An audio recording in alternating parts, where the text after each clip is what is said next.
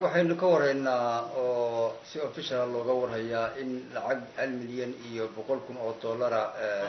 madaxweyne Faroole uu weydiistay igaad inay ka bixiso si uu ugu qabto muxuu ahaa doorashooyin axsaabta badana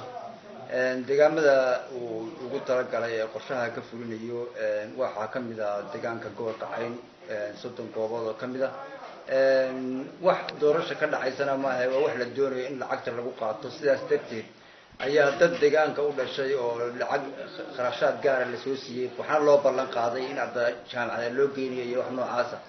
yaa loo soo diray saasay qolo waliba intay shir qabato oo guri hoosti ku qabato ay uga sheegaysaa barnaamijka wax ka dhacayana ma jiraan wax doorasho oo ka jirtaan ma jiraan Puntland inteeda kale ka dhici maayaan marka arintaasi waa arin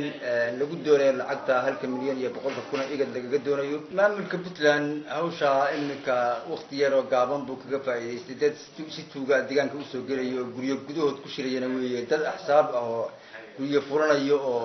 boor ku dhajisanayo oo muxuu ahaa ay u furan yihiin maaha nin waliba aqal uu leeyahay gudihii buu galay dad buu shir ugu qabtay boor yar uu ku sawiray dabadna waa ka fujiyay dibna waa u cararay marka wax ka jira oo wax ka suura galaya ma jiraan lacagtaas aan laga doonayo in laga helo igad wax kale oo ka jira ma jiraan wax doorasho ka dhacaysana ma jirto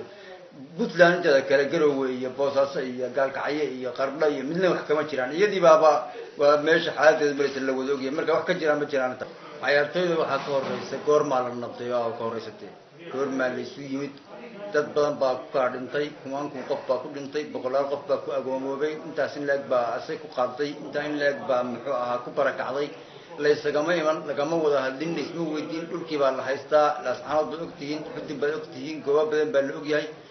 waxa ka horeysa in la wada ciyaaro muxuu ahaa waxa ka horeysa in laga wada hadlo waxa kan ama ay ka kacaan deegaanka kan ama arrimaha noocaas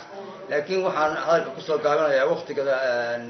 Khaatumo iyo Soomaaliland ay ku badwada ciyaaraan waqti dheer baa ka dhiman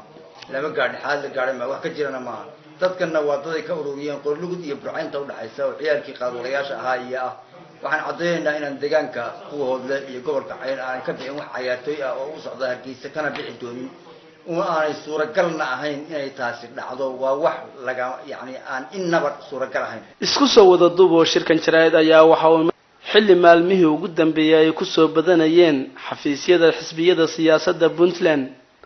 ديجا مدى مامل كخاطو يدو سيدو كلنا لا شيء عيارتي كسعة قبل لدى سول سناق يعين ديجا مدى مامل كخاطو إني كغيب جليان كوب ككوبد عقد مامل كسومالي اللي نقص عدا مقالة هرجيسة